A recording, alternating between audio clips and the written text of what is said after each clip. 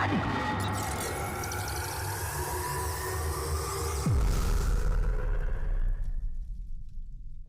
दोस्तों, आज की वीडियो में हम बोर्स एटॉमिक मॉडल के बारे में जानेंगे और इसके अलावा हम जानेंगे कि रेडियस की इक्वेशन, वेलोसिटी की equation, potential energy, kinetic energy और टोटल एनर्जी को कैसे ड्राइव करते हैं। तो आइए पहले हम समझते हैं बोर्स एटॉमिक मॉडल क्या है। तो पहले अगर हम देखें, एटम के पास एक सेंटर होता है, सेंटर पर न्यूक्लियस मौजूद होता है। यह एक एटम है और इस एटम के सेंटर पर एक न्यूक्लियस मौजूद होता है, इसे हम कहते हैं न्यूक्लियस। और न्यूक्लियस में अंदर प्रोटॉन्स और न्यूट्रॉन्स मौजूद होते हैं।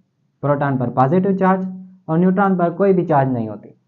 न्यूट्रॉन पर कोई भी चार्ज नहीं होती, इसीलिए न्यूट्रॉन को हम कहते हैं न्यूट्रल। और दूसरी पॉइंट ये, इलेक्ट्रॉन्स जो है वो रिवॉल्व करते हैं सर्कुलर पाथ में। मतलब ये न्यूक्लियस है, न्यूक्लियस के सराउंडिंग में ये इलेक्ट्रॉन्स जो है वो रिवॉल्व करते रहते हैं। इलेक्ट्रॉन्स न्यूक्लियस के सराउंडिंग में सर्कुलर पाथ में रिवॉल्व करते रहते हैं, घूमते रहते हैं। लेकिन ये जो सर्कुलर पाथ में मूव करते हैं, इस रास्ते को क्या कहते हैं? इस रास्ते को कहते हैं ऑर्बिट। मतलब इलेक्ट्रॉन्स जिस रास्ते में घूमते हैं उसे हम कहते हैं ऑर्बिट। अब नील बोहर ने कहा कि इलेक्ट्रॉन्स जो ऑर्बिट में घूमते हैं, इलेक्ट्रॉन्स जो ऑर्बिट में घूमते हैं, उनकी एंगुलर मोमेंटम वो बराबर होती है इंटीग्रल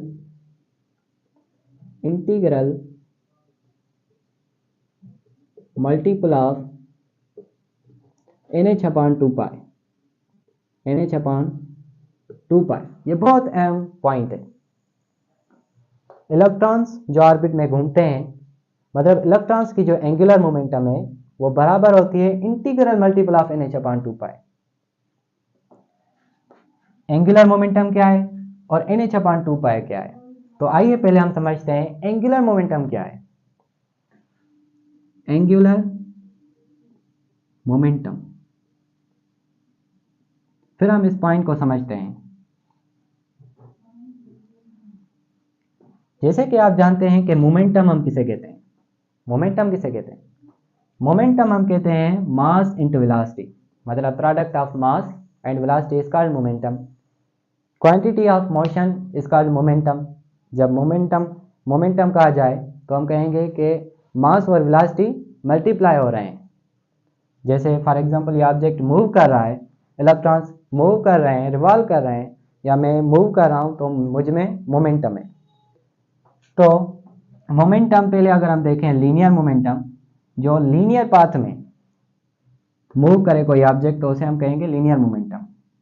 तो मोमेंटम जो सिर्फ मोमेंटम है उसे हम कहते हैं मास मल्टीप्लाई बाय वेलोसिटी। कोई भी ऑब्जेक्ट अगर वो मूव करे तो उसे हम कहेंगे मोमेंटम, तो उसमें मोमेंटम होगी। मतलब ये जो मोमेंटम है वो क्वांटिटी ऑफ मोशन है। जो ऑब्जेक्ट लीनियर पाथ में मूव करे उसे हम कहेंगे मोमेंटम। लेकिन अगर कोई ऑब्जेक्ट वो सर्कुलर पाथ में मूव करता है, किसी सर्कुलर पाथ में मूव करता है, तो उसे हम कहेंगे एंगुलर मोमेंटम। एंगुलर मोमेंटम समझ में ना आई? जैसे फॉर एग्जांपल अगर आप देखें कि ये ऑब्जेक्ट, ये कोई भी बंदा है, इसके पास एक ऑब्जेक्ट है, ये ऑब्जेक्ट गोल घुमा रहा है। अब जो ऑब्जेक्ट है वो मूव कर रहा है, इसके पास मोमेंटम है, क्योंकि इस ऑब्जेक्ट में मास भी है और वेलोसिटी भी है। वेलोसिटी मतलब डिस्टेंस कवर कर रहा है, तो इसके पास मोमेंटम है। लेकिन ये सर्कुलर पाथ में मूव कर रहा है। सर्कुलर पाथ में अगर वो एक ऑब्जेक्ट घूमे तो उसे हम कहते हैं एंगुलर मोमेंटम।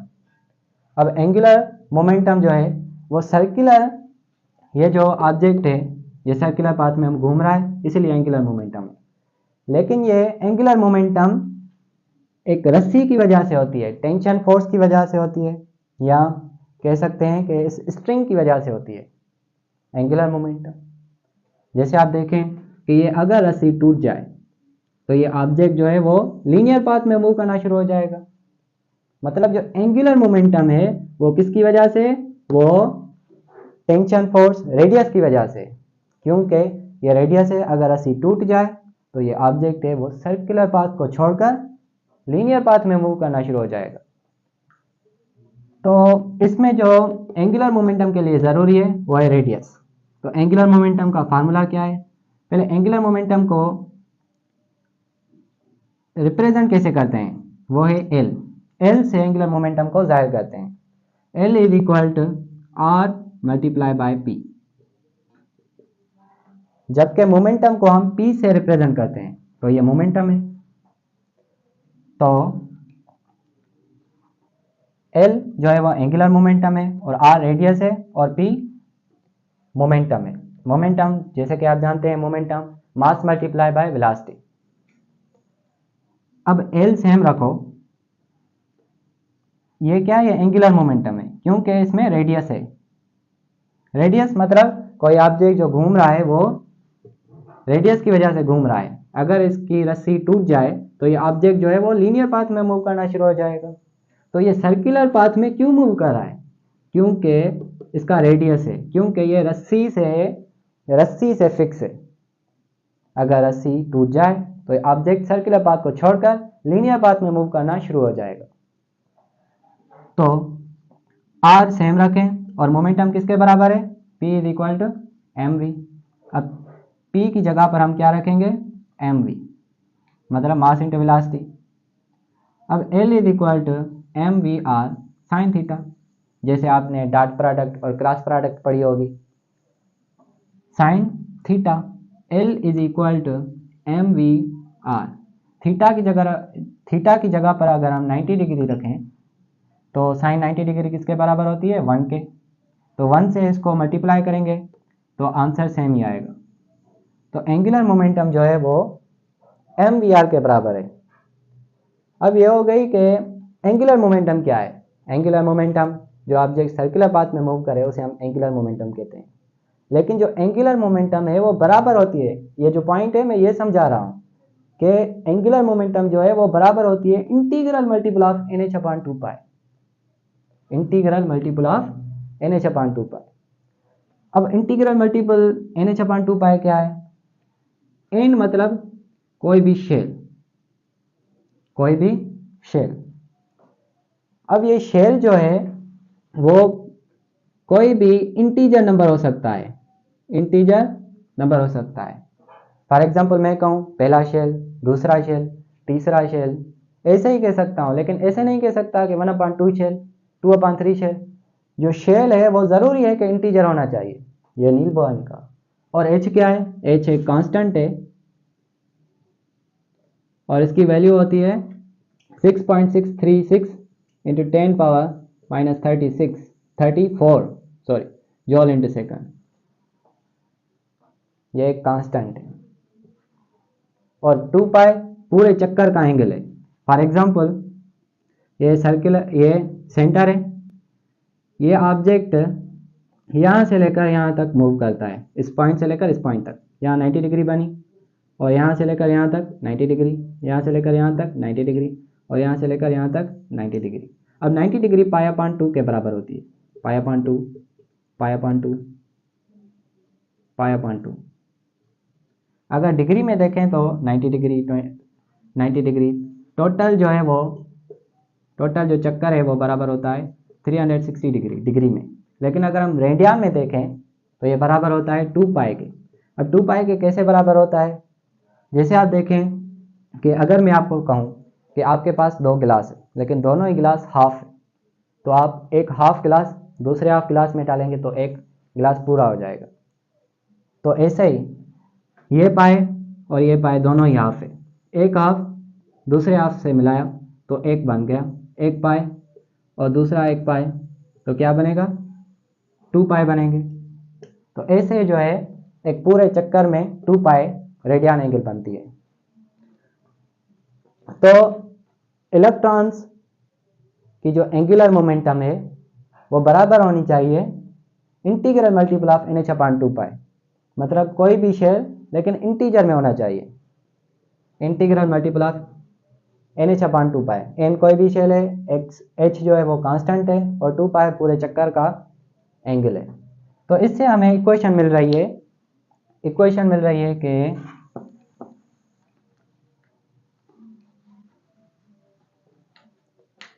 जो एंगुलर मोमेंटम है, एंगुलर मोमेंटम क्या थी, mvr, एंगुलर मोमेंटम, ये बराबर है किसके, NH अपॉन 2 पाई के, मतलब integral multiple NH upon 2 pi. तो ये पहली इक्वेशन हमें मिल गई। इस इक्वेशन से हम रेडियस, वेलोसिटी ये हम ड्राइव करेंगे। ये पहली इक्वेशन, इसको नोट कर लो। अब चलें तीसरी पॉइंट को समझते हैं। तीसरी पॉइंट ये है कि न्यूक्लियस जो है वो इलेक्ट्रॉन्स को, न्यूक्लियस और इलेक्ट्रॉन्स के बीच में एक फोर्स होता है, मतलब न्यूक्लियस जो है वो इलेक्ट्रॉन्स को अट्रैक्ट कर रही होती है, न्यूक्लियस अट्रैक्ट करता है। तो न्यूक्लियस को हम Ze से जाहिर करते हैं और इलेक्ट्रॉन्स को E से। अब न्यूक्लियस इलेक्ट्रॉन्स को कैसे अट्रैक्ट करता है, फॉर एग्जांपल ये न्यूक्लियस है और ये इलेक्ट्रॉन है, इलेक्ट्रॉन जो सर्कुलर पाथ में मूव कर रहा है। ये सर्कुलर पाथ में क्यों मूव कर रहा है, क्योंकि न्यूक्लियस जो है वो इलेक्ट्रॉन्स को अट्रैक्ट कर रहा है। ये जो अट्रैक्ट करता है न्यूक्लियस इलेक्ट्रॉन्स को, इस फोर्स को हम क्या कहते हैं, इस फोर्स को हम कहते हैं electrostatic force, electrostatic force. Fe भी कह सकते हैं, Fq भी कह सकते हैं, इसको हम Fq से भी रिप्रेजेंट कर सकते हैं और Fe से भी। अब Fq बराबर होती है 1/4 pi epsilon not Q1 Q2 upon R square. अब दोनों चार्जेस के बीच में जो फोर्स हो उसे हम कहते हैं इलेक्ट्रोस्टैटिक फोर्स। जैसे फॉर एग्जांपल दो प्रोटॉन्स है, दो इलेक्ट्रॉन्स है, जब सिमिलर चार्जेस होती है तो वो एक दूसरे को रिपेल करती है, लेकिन अगर डिसिमिलर चार्जेस हो तो अटैक करती है। तो यहाँ पर दो चार्जेस कौन सी है, एक है न्यूक्लियस के पास पॉजिटिव चार्ज होती है और इलेक्ट्रॉन जिसके पास नेगेटिव चार्ज होती है। अब न्यूक्लियस जो है वो इलेक्ट्रॉन्स को अट्रैक्ट करता है, क्यों, क्योंकि डिसिमिलर चार्जेस है, इसके पास नेगेटिव चार्ज, इसके पास पॉजिटिव चार्ज। अब Q1 की जगह पर हम क्या रखेंगे, Q1 की जगह पर हम रखेंगे Ze, क्योंकि न्यूक्लियस को हम Ze से रिप्रेजेंट करते हैं, और इलेक्ट्रॉन की जगह पर हम दूसरी चार्ज की जगह पर हम E रखेंगे। तो Fq बराबर है 1/4 पाई एप्सिलॉन नॉट, इसको हम एप्सिलॉन नॉट कहते हैं, Ze इंटू E, न्यूक्लियस और इलेक्ट्रॉन के बीच में, और R स्क्वायर डिस्टेंस। अगर चार्जेस एक दूसरे से करीब होंगे, मतलब डिस्टेंस जो है कम होगा, तो फोर्स ज़्यादा होगा। जैसे इलेक्ट्रॉन्स अगर इसके पास करीब होता जाए तो न्यूक्लियस इसको आसानी से अट्रैक्ट कर लेगा, लेकिन अगर इलेक्ट्रॉन इससे दूर हो जाए तो न्यूक्लियस इसको अट्रैक्ट करने में बहुत मुश्किल होगी, इसको अट्रैक्ट करने में बहुत मुश्किल होगी। तो न्यूक्लियस इलेक्ट्रॉन्स को कैसे अट्रैक्ट करता है, वो करता है इलेक्ट्रोस्टैटिक फोर्स के, इलेक्ट्रोस्टैटिक फोर्स के Fq के, और वो किसके बराबर है, वो बराबर है 1/4 पाई एप्सिलॉन नॉट, ये कांस्टेंट है, और Q1 क्या थी, Ze E upon R square. अब जो बोर है वो कहता है कि जो इलेक्ट्रोस्टैटिक फोर्स है वो ही प्रोवाइड करती है सेंट्रीपिटल फोर्स, मतलब जो न्यूक्लियस इलेक्ट्रॉन को अट्रैक्ट कर रहा है वो एक फोर्स प्रोवाइड कर रहा है। इलेक्ट्रोस्टैटिक फोर्स तो है, लेकिन इलेक्ट्रोस्टैटिक फोर्स एक सेंट्रीपिटल फोर्स प्रोवाइड करती है। तो इसको हम कह सकते हैं कि ये बराबर होती है, सेंट्रीपिटल फोर्स किसके बराबर होती है, Fc = mv² upon R। Centripetal force क्या करती है, किसी भी ऑब्जेक्ट को वो सर्कुलर पाथ में कौन घुमाती है, वो होता है, कौन घुमाता है, वो होता है सेंट्रीपिटल फोर्स। तो सेंट्रीपिटल फोर्स सर्कुलर पाथ में जो रहने दे उसे हम कहते हैं सेंट्रीपिटल फोर्स, और ये सेंट्रीपिटल फोर्स सेंटर की तरफ होती है।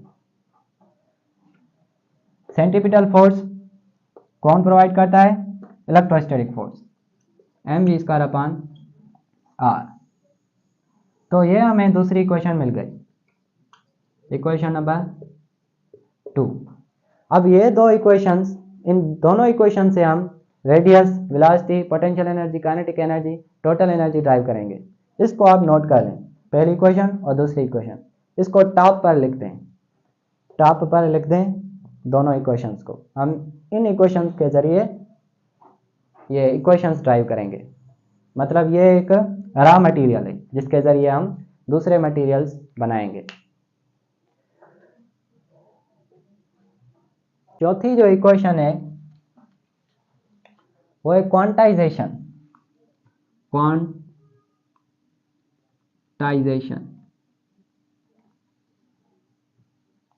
क्वांटाइजेशन हम कहते हैं हैविंग एनर्जी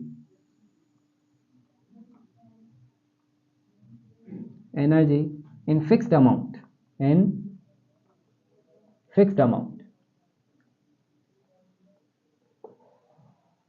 क्वांटाइजेशन हम कहते हैं having energy in fixed amount. For example, ये एक न्यूक्लियस है और इलेक्ट्रॉन जो है वो सर्कुलर पाथ में घूमता है। इस पाथ को हम कहते हैं शेल या ऑर्बिट। तो इस इलेक्ट्रॉन्स के पास एक फिक्स्ड अमाउंट ऑफ एनर्जी होती है। क्वांटाइजेशन का मतलब है कि इलेक्ट्रॉन्स जो सर्कुलर पाथ में घूमते हैं, ऑर्बिट्स में घूमते हैं, उनके पास एक फिक्स्ड एनर्जी होती है, फिक्स्ड अमाउंट ऑफ एनर्जी होती है। अगर इसको हम -13.6 इलेक्ट्रॉन वोल्ट एनर्जी देते हैं तो ये जो है इस शेल को छोड़कर दूसरे शेल में चला जाएगा, क्योंकि हमने इसको फिक्स्ड एनर्जी दी है। फिक्स्ड एनर्जी की वजह से ये फिक्स्ड शेल में चला जाएगा। इमेजिन करें आप एक प्रॉपर्टी ले रहे हैं, तो आप उसको पैसे देते हैं तो वो प्रॉपर्टी को छोड़कर चला जाता है। मतलब आप उसको फिक्स्ड पैसे देते हैं, फिक्स्ड एनर्जी देते हैं, तो वो फिक्स्ड शेल पर चला जाता है। ऐसे ही हम इस इलेक्ट्रॉन को फिक्स्ड एनर्जी देते हैं तो ये इस शेल को छोड़कर दूसरे शेल में चला जाता है। लेकिन अगर हम इसको पैसे कम देंगे तो ये, अगर हम इसको एनर्जी कम देंगे तो ये इस शेल को नहीं छोड़ेगा। लेकिन अगर हम इसको ज़्यादा भी दे देते हैं एनर्जी इस फिक्स्ड एनर्जी से, तभी ये नहीं जाएगा। ये कहेगा मुझे फिक्स्ड एनर्जी चाहिए, तो फिक्स्ड एनर्जी हम देंगे तो ये इस शेल को छोड़कर दूसरे शेल में चला जाएगा। लेकिन अगर हम इसको और भी ज़्यादा देते हैं, -3.4 एनर्जी देते हैं, एग्जाम्पल है, तो ये पहले शेल को छोड़कर दूसरे शेल में भी नहीं जाएगा, तीसरे शेल में चला जाएगा। क्योंकि हमने एनर्जी दी है तीसरे शेल की, तो ये तीसरे शेल में चला जाएगा पहले शेल को छोड़कर। तो इसे हम कहते हैं क्वांटाइजेशन। क्वांटाइजेशन कहते हैं कि इलेक्ट्रॉन जो सर्कुलर पाथ में घूमता है उसके पास फिक्स्ड एनर्जी होती है। फिक्स्ड एनर्जी देने की वजह से यह इस ऑर्बिट को छोड़कर दूसरे ऑर्बिट में चला जाता है। अब इसकी जो पांचवी पॉइंट है वो है कि इलेक्ट्रॉन्स जो ऑर्बिट में घूमते हैं, मतलब जब इलेक्ट्रॉन्स घूमते हैं, while revolving electrons in orbit, जब इलेक्ट्रॉन्स ऑर्बिट में घूमते हैं तो उसकी एनर्जी जो है, मतलब जब इलेक्ट्रॉन्स घूमते हैं तो वो एनर्जी को ना लॉस करते हैं ना गेन करते हैं। इलेक्ट्रॉन्स जब ऑर्बिट्स में घूमते हैं तो वो ना एनर्जी को लॉस करते हैं और ना ही एनर्जी को गेन करते हैं। ये कहा था नील बोर ने। तो आइए अब हम समझते हैं इक्वेशंस के, रेडियस की इक्वेशन, वेलोसिटी की equation, kinetic energy, potential energy और टोटल एनर्जी की इक्वेशंस को कैसे ड्राइव करते हैं। आइए अब हम रेडियस की इक्वेशन को ड्राइव करते हैं। रेडियस किसे कहते हैं? फॉर एग्जांपल, ये एटम है, एटम के सेंटर पर न्यूक्लियस होता है। रेडियस एक डिस्टेंस है, कहाँ से? न्यूक्लियस से लेकर शेल तक जहाँ इलेक्ट्रॉन रिवॉल्व करता है। मतलब यहाँ से लेकर यहाँ तक हम डिस्टेंस मालूम करेंगे। रेडियस एक ये होता है कि ये सेंटर है, सेंटर से लेकर सरकमफ्रेंस तक जो डिस्टेंस होता है उसे हम कहते हैं रेडियस। लेकिन हम रेडियस, इसे हम कहते हैं डिस्टेंस। तो हम रेडियस मालूम करेंगे। रेडियस को मालूम करने के लिए मैंने आपको कहा था कि इक्वेशंस को नोट करो। बताओ इक्वेशंस क्या है? एक है mvr mvr is equal to NH upon 2 pi, मतलब एंगुलर मोमेंटम बराबर है integral multiple of NH upon 2 pi. ये एक इक्वेशन है, इक्वेशन 1। और दूसरी इक्वेशन क्या है, वो है इलेक्ट्रोस्टैटिक फोर्स प्रोवाइड करती है सेंट्रीपिटल फोर्स। तो हम ऐसे लिख सकते हैं कि centripetal force is equal to electrostatic force क्या है 1/4 pi epsilon not E ZE upon R square. Electron और न्यूक्लियस के बीच में जो फोर्स है वो इलेक्ट्रोस्टैटिक फोर्स, और ये कांस्टेंट है 1/4 पाई एप्सिलॉन नॉट, और ये डिस्टेंस है इलेक्ट्रॉन और न्यूक्लियस के बीच में डिस्टेंस, और ये सेंट्रीपिटल फोर्स है। ये दूसरी इक्वेशन है, इक्वेशन नंबर 2। अब रेडियस कैसे मालूम करेंगे, इसका जो बेस्ट तरीका है वो है इक्वेशन जो 1 है, इक्वेशन 1 इसको स्क्वायर कर लें, इसका स्क्वायर कर लें और इसको डिवाइड करें इक्वेशन 2 से। इक्वेशन 2, इक्वेशन 1 को स्क्वायर करके उसको डिवाइड कर लें इक्वेशन 2 से। तो इक्वेशन 1 क्या है, चलो यहाँ ही लिख लेता हूँ, mvr, इसका स्क्वायर करना है, m का स्क्वायर करें तो वो होगा m स्क्वायर, और v का स्क्वायर करें तो वो होगा v स्क्वायर, और r का स्क्वायर करें r square is equal to n का स्क्वायर करें n स्क्वायर, h का स्क्वायर करें h स्क्वायर डिवाइडेड बाय 2 का स्क्वायर करें 4 स्क्वायर, 4 क्योंकि 2 का स्क्वायर 4 होता है, और पाई का स्क्वायर करें पाई स्क्वायर।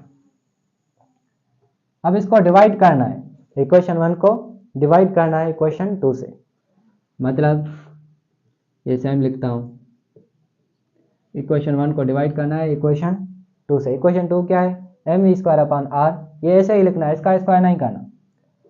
तो mv square upon r is equal to 1/4 pi epsilon not, 1/4 pi epsilon not E ZE upon R square. ये इक्वेशन बन गई। अब जो डिवीजन है इसको कन्वर्ट करेंगे मल्टीप्लिकेशन में, मल्टीप्लिकेशन में कन्वर्ट करेंगे, न्यूमरेटर जो है वो डिनोमिनेटर में चला जाएगा और डिनोमिनेटर न्यूमरेटर में। आप ऐसे भी कर सकते हैं कि ये ऐसे लाइन देकर इसको यहाँ पर लिख दें और कैंसिल कर दें, लेकिन जो इजी तरीका है वो ये है। अब m square v square r square is equal to n square h square upon 4 pi square, इसको मल्टीप्लाई में कन्वर्ट करना है। अब जो न्यूमरेटर है उसको डिनोमिनेटर में कन्वर्ट करेंगे और डिनोमिनेटर को न्यूमरेटर में। r upon m square is equal to 1/4 pi 4 pi upon 1, 4 pi epsilon naught upon 1 multiply by r square upon E ZE, ये नीचे था ऊपर चला गया। अब हम कैंसिल करेंगे, मैं डॉट लगाऊंगा, जो बचा होगा जो हम नीचे लिखेंगे। तो r स्क्वायर में कैंसिल हो रहा है, लेकिन पहले मैं इसको एक r में कैंसिल, r स्क्वायर थी स्क्वायर खत्म, एक r यहाँ पर एक r मौजूद है, याद रखना, और v square cancel, v square अब नहीं है, और मास में कैंसिल, याद रखना एक m मौजूद है, एक मास मौजूद है। यहाँ पर 4 में कैंसिल और पाई में कैंसिल, लेकिन यहाँ पर एक पाई मौजूद है, और क्या कैंसिल हो रहा है, और कुछ भी नहीं। तो हम लिख लेंगे m बची है और r बची है, तो इसलिए mr is equal to n square h square, यहाँ पर एप्सिलॉन नॉट या इसमें कंबाइन कर लेते हैं, और r स्क्वायर कुछ भी नहीं है, इसको डिवाइड करेंगे, यहाँ पर पाई मौजूद है और क्या मौजूद है ZE, और E मल्टीप्लाई हो रहे हैं तो E स्क्वायर कर लेंगे ZE स्क्वायर। समझ में आ रहा है। अब R हमको मालूम करनी है, R रेडियस मालूम करना है। यहाँ पर M जो है वो रेडियस से मल्टीप्लाई हो रहा है, तो मास जो है वो इससे मल्टीप्लाई हो रहा है, तो इसको हम यहाँ पर डिवाइड करेंगे। R is equal to N square H square epsilon naught divided by pi, R इससे मल्टीप्लाई हो रहा था, यहाँ पर डिवाइड हो जाएगा, pi M Z E square. ये है पहली इक्वेशन। बोर्स एटॉमिक मॉडल के इक्वेशंस के ज़रिए हमने रेडियस का फार्मूला मालूम कर लिया। रेडियस का फार्मूला क्या है? R is equal to N square H square epsilon naught pi M Z square. ये याद रख लो, क्योंकि हम ये रेडियस का फार्मूला दूसरी इक्वेशन में पुट करेंगे और ऐसे जो फार्मूलाज हैं वो याद किया करो। अब रेडियस का दूसरा फार्मूला वो कैसे मालूम करेंगे? पहले अगर हम देखें कि इसमें कांस्टेंट कौन कौन से हैं, वो है H square epsilon naught pi M और ई स्क्वायर। लेकिन वेरिएबल डिफरेंट कौन कौन से हैं? वो है एन स्क्वायर, इसको अलग लिख लेते हैं, एन स्क्वायर और जेड। और कांस्टेंट कौन कौन से हैं? एक H square epsilon naught upon pi M E square. तो इसको अगर हम डिवाइड करेंगे तो हमको वैल्यू मिलेगी 0.53। ये इसकी वैल्यू मिल गई। अब ये एन स्क्वायर अपॉन जेड, ये क्या है? ये जेड है, एंगस्ट्रॉम, ये इसका यूनिट है रेडियस का, क्योंकि मिनिमम लेंथ है, कम से कम लेंथ है, बहुत कम लेंथ है, तो इसकी वजह से इसको हम एंगस्ट्रॉम में मेजर करते हैं। अब ये हमको फार्मूला मिल गया दूसरा, मतलब रेडियस का फार्मूला दूसरा ये भी हो सकता है 0.53 N square upon Z angstrom.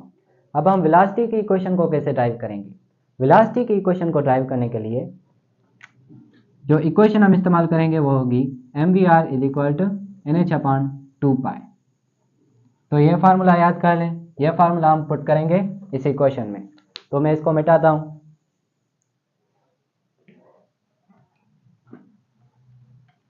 mvr is equal to N H upon 2 pi में जो रेडियस का जो फार्मूला था वो पुट करेंगे। रेडियस का फार्मूला क्या था? N square H square epsilon naught pi M Z square. तो ये इक्वेशन है। इस इक्वेशन में क्या मालूम कर रहे हैं? वेलोसिटी। इक्वेशन कौन सी है? M V R is equal to N H upon 2 pi. बहुत ईजी है, क्योंकि रेडियस का फार्मूला हमें पहले ही पता है। तो मास वेलोसिटी सेम रखो। रेडियस का फार्मूला क्या है? रेडियस के फार्मूले के लिए ब्रैकेट रख लेते हैं, N square H square epsilon naught divided by pi M Z square. इस पर कोई भी स्क्वायर नहीं, is equal to N H upon 2 pi, N H upon 2 pi. अब देखो कि यहाँ पर कौन सी चीज़ें कैंसिल हो रही है। तो यहाँ पर हम देखें तो मास में कैंसिल, मतलब मास नहीं रहा, और पाई जो है वो पाई कैंसिल हो सकते हैं। और क्या बचा? यहाँ पर एन में कैंसिल, लेकिन एक एन है, और एच में कैंसिल, क्योंकि इसके पास स्क्वायर है, तो एक एच है और एप्सिलॉन नॉट है। लेकिन यहाँ पर कुछ भी नहीं बचा, लेकिन सिर्फ 2 बचा है। तो वेलोसिटी, और इसको मल्टीप्लाई कर लेते हैं, यहाँ पर कुछ भी नहीं है, सिर्फ एप्सिलॉन नॉट है। तो वी एप्सिलॉन नॉट कुछ भी नहीं है, V N H epsilon naught, क्योंकि इसके स्क्वायर सिर्फ ख़त्म किए थे, लेकिन एन एच मौजूद है। तो V N H epsilon naught upon Z E square, ये सेम रखा, इज इक्वल टू, यहाँ पर कुछ भी नहीं है तो इसकी जगह पर हम 1 लिख सकते हैं डिवाइडेड बाय, और यहाँ पर पाई भी नहीं है तो 2 बचा है।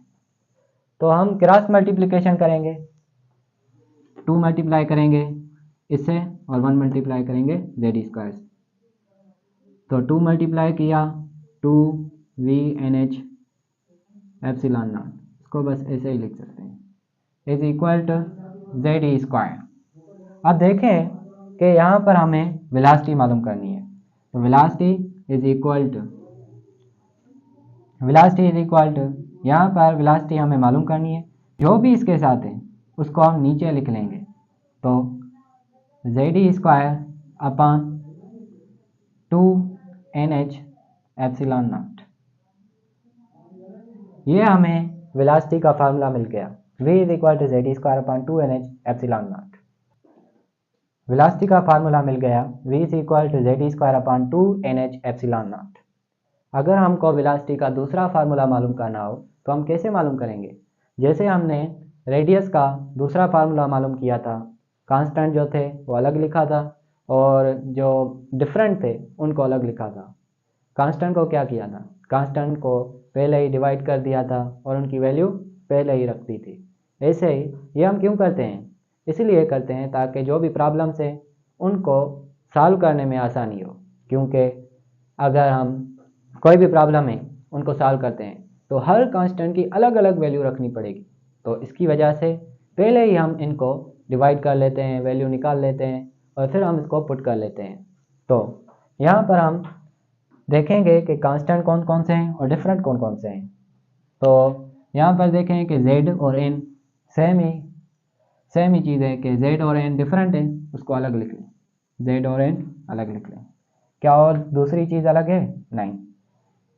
E² भी सेम है, E² कांस्टेंट है और NH एप्सिलॉन नॉट ये क्या है? कांस्टेंट है। इसको अगर आप डिवाइड करेंगे ना तो आपको ये वैल्यू मिलेगी 2.18 × 10⁻6 multiply by Z upon N। ये जो है 2.18 × 10⁻6 जो कांस्टेंट थे उनकी वैल्यू निकाली और Z अपॉन N जो डिफरेंट थे उनको अलग रख लिया। अब Z एटॉमिक नंबर लो और N नंबर ऑफ शेल, कोई भी शेल हो, पहला शेल हो, इसको 1 पुट करो तो आपको प्रॉब्लम्स करने में बहुत आसानी होगी। तो ये हो गया वेलोसिटी का फार्मूला। आइए अब हम काइनेटिक एनर्जी का फार्मूला मालूम करते हैं। काइनेटिक एनर्जी का फार्मूला मालूम करने के लिए आपको ये याद करना होगा, वेलोसिटी का फार्मूला क्या है? V = ZE² upon 2NH epsilon naught. क्योंकि आपको पता है कि काइनेटिक एनर्जी क्या होती है।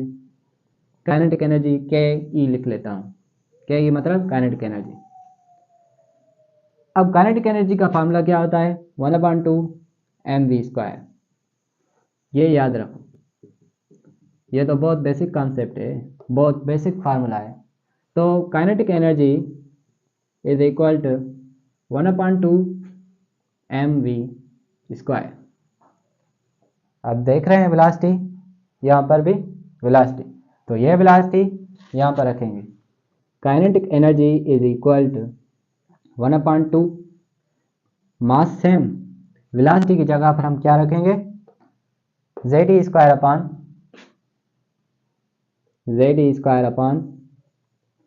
2NH epsilon naught. ZE² upon 2NH epsilon naught याद कर लो। और इसके ऊपर स्क्वायर है, मास इंटू वेलोसिटी। वेलोसिटी की जगह पर हमने ये रखी इक्वेशन, लेकिन इसका स्क्वायर करेंगे। अब kinetic energy is equal to 1/2 same, mass भी सेम, अब इसका स्क्वायर कर लेंगे तो Z का स्क्वायर Z², E का स्क्वायर E⁴ और डिवाइड करेंगे 2 का स्क्वायर 2² मतलब 4², 4, 2 का स्क्वायर 4 आएगा और N का स्क्वायर N², H का स्क्वायर H² और एप्सिलॉन नॉट का स्क्वायर एप्सिलॉन नॉट स्क्वायर। ये इसका स्क्वायर कर लिया। अब हम काइनेटिक एनर्जी सेम लिखते हैं, मास को मल्टीप्लाई करें 1 से तो मास ही आएगा और Z को स्क्वायर, इसको हम कंबाइन कर लिख लेते हैं Z² E⁴। अब डिवाइड 2 को मल्टीप्लाई करें 4 से, न्यूमिनेटर्स को मल्टीप्लाई कर लिया, अब हम डिनोमिनेटर्स को मल्टीप्लाई करते हैं। 2 को मल्टीप्लाई करें 4 से, 4 तो 8, 2 4 8, इसको हम कंबाइन कर लेते हैं N² H² और एप्सिलॉन नॉट स्क्वायर। ये है काइनेटिक एनर्जी का फार्मूला। लेकिन इसका जो दूसरा फार्मूला है वो कैसे मालूम करेंगे? जैसे हमने वेलोसिटी को मालूम कर लिया, वेलोसिटी का दूसरा फार्मूला मालूम किया, वो कैसे किया, कांस्टेंट जो थे वो अलग लिखा, रेडियस में भी ऐसे किया, तो इसमें भी ऐसे करेंगे। कांस्टेंट कौन से, पहले हम डिफरेंट जो है उसको लिख लेते हैं, जेड स्क्वायर क्योंकि एटॉमिक नंबर है, और एन स्क्वायर, और ये सब जो है वो कांस्टेंट है। क्या क्या कांस्टेंट है, इसको छोड़कर एम ई पावर 4 अपॉन ये कांस्टेंट है 8 N square, no N square तो डिफरेंट है, H square epsilon not square. इसको अगर हम डिवाइड करेंगे तो क्या मिलेगा 13.6 मल्टीप्लाई, क्योंकि इसकी वैल्यू है 13.6 और मल्टीप्लाई हो रहा है, तो multiply Z square upon N square, तो इसका यूनिट क्या है, इलेक्ट्रॉन वोल्ट। तो यह है काइनेटिक एनर्जी का फार्मूला, काइनेटिक एनर्जी का formula. Kinetic energy is equal 13.6 into Z square upon N square, मतलब एटॉमिक नंबर लो और शेल का नंबर लो, तो उसको मल्टीप्लाई करो, आपको काइनेटिक एनर्जी मिल जाएगी। आइए अब हम पोटेंशियल एनर्जी को मालूम करते हैं। तो पहले मैं इसको मिटाता हूँ।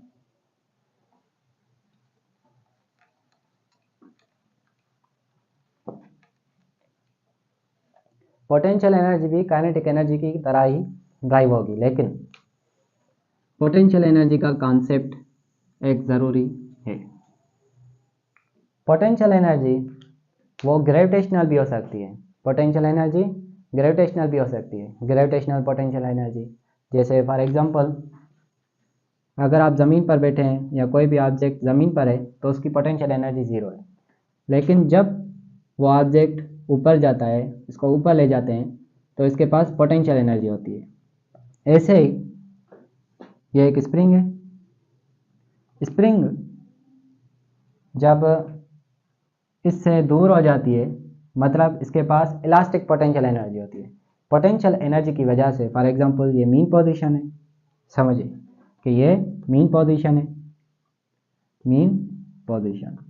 अब इसको हम खींचते हैं, तो ये एक्सट्रीम पोजीशन तक एक्सटेंशन पैदा होगी। इसमें हम क्या स्टोर कर रहे हैं, हम इसमें पोटेंशियल एनर्जी स्टोर कर रहे हैं, और ये जो पोटेंशियल एनर्जी स्टोर कर रहे हैं इसको हम कहते हैं इलास्टिक पोटेंशियल एनर्जी। क्या, इलास्टिक पोटेंशियल एनर्जी, और ये ग्रेविटी की वजह से ग्रेविटेशनल पोटेंशियल एनर्जी। अब जो हम बोर्स एटॉमिक मॉडल में पोटेंशियल एनर्जी पढ़ेंगे वो कौन सी होगी, वो होगी इलेक्ट्रोस्टैटिक पोटेंशियल एनर्जी। वो होगा 1/4 पाई जो इलेक्ट्रोस्टैटिक फोर्स का फार्मूला था, 1/4 पाई एप्सिलॉन नॉट, और मल्टीप्लाई करें E Z E upon R. यहाँ पर एम सही है, ठीक है। Potential energy is equal to potential energy is equal to, यहाँ पर हम आर की जगह पर क्या पुट करेंगे, पहले हम 1/4 pi epsilon naught multiply by E Z E divided by R का फार्मूला क्या था, N square H square epsilon naught upon pi M Z E square.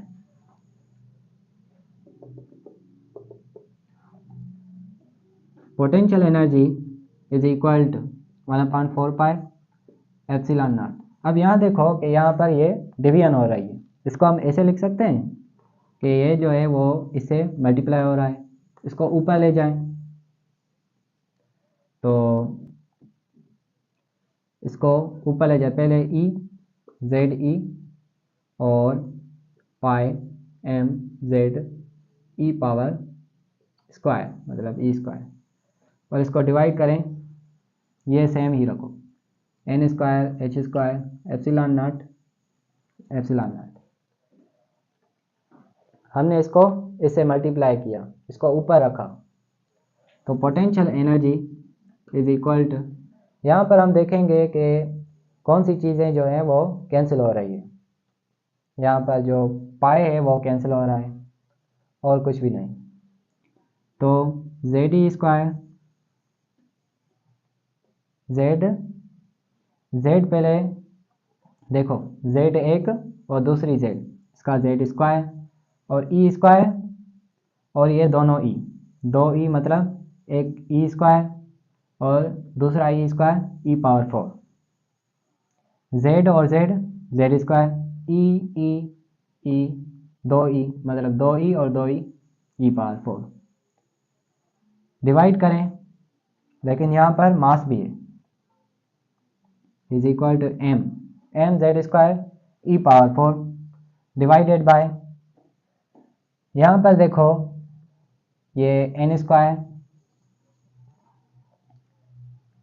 यहाँ पर N square H square epsilon naught, लेकिन यहाँ पर 4 भी है तो 4 N square H square epsilon naught. Potential energy is equal to M Z square E power 4 और divided by 4 N square H square epsilon not square करेंगे, क्योंकि epsilon naught और एप्सिलॉन नॉट स्क्वायर, सॉरी।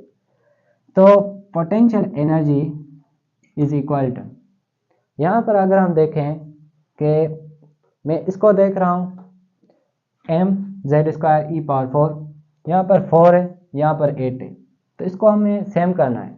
तो क्या करूँ, ऐसे करता हूँ कि एम जेड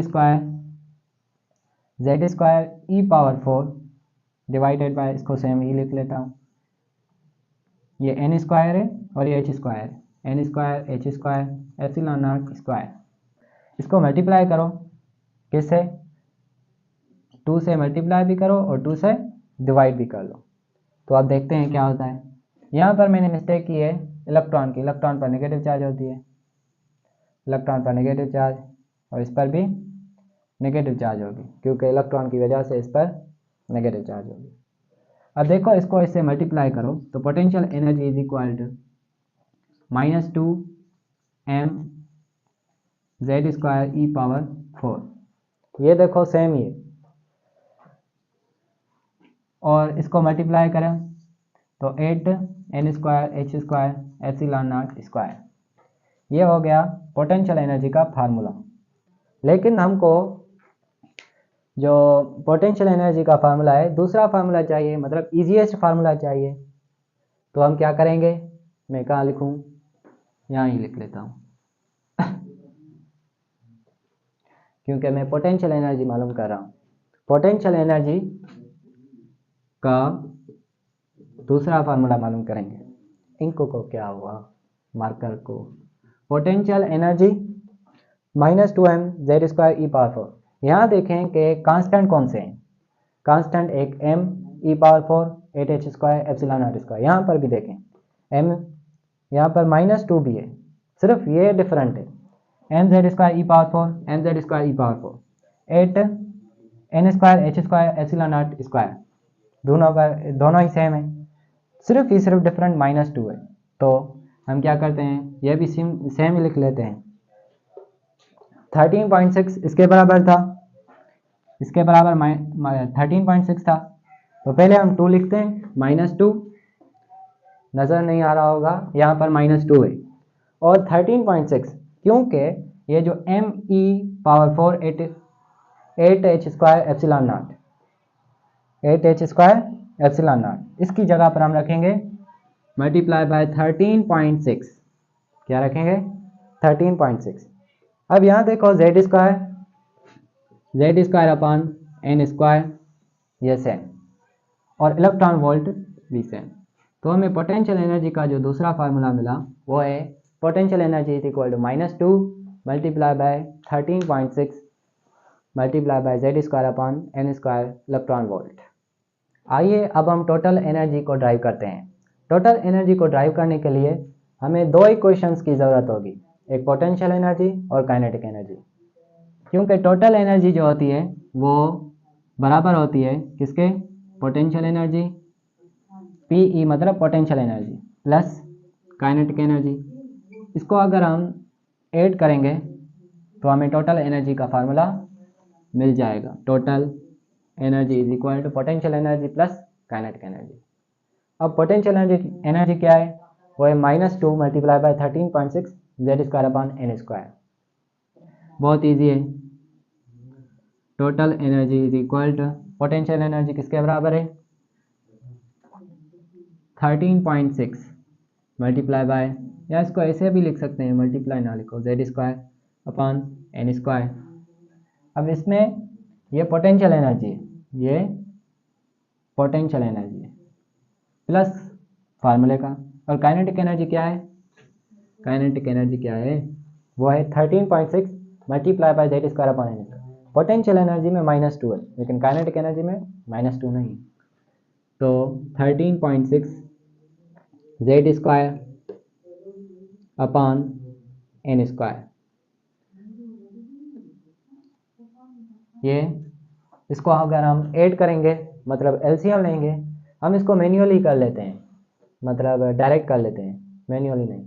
13.6 को मल्टीप्लाई करें -2 से, 13 1 13, 13 2 26, -26। तो अगर हम -26 में से 13.6 सब्ट्रैक्ट कर लें तो आपको क्या मिलेगा, क्योंकि ये माइनस का है तो माइनस इंटू प्लस माइनस ही होगी। तो यहाँ पर जो माइनस की जो वैल्यू है वो बड़ी है, किससे, प्लस से, तो आंसर माइनस का ही आएगा। तो total energy is equal to -13.6 लिख लें या 13 लिख लें, Z square upon N square, 13 ही लिख लेते हैं, Z square upon N square. क्या फार्मूला है, 13 Z square upon N square, ये टोटल एनर्जी का फार्मूला है। और इसको हम कैसे लिखेंगे, इलेक्ट्रॉन वोल्ट में, -13 Z square upon N square electron volt. तो हमने radius, velocity, potential energy, kinetic energy, total energy का जो भी इक्वेशंस थी, जो भी फार्मूलाज थे, उनको हमने ड्राइव किया। और अगर आपको ये लेक्चर अच्छा लगा हो और समझ में आया हो तो ज़रूर अपने दोस्तों के साथ शेयर करें और लाइक करें। और सपोर्ट जो आप करना चाहते हैं, सिर्फ ही सिर्फ आप इस वीडियो को शेयर करें अपने दोस्तों के साथ। अगर आप चाहते हैं कि क्लास 10 के जो भी लेक्चर्स है फिज़िक्स के, तो आपको वो मिल जाएंगे, प्ले लिस्ट में होगा। तो मेरी रिक्वेस्ट है कि आप इस वीडियो को ज़्यादा से ज़्यादा शेयर करें। See you in the next video.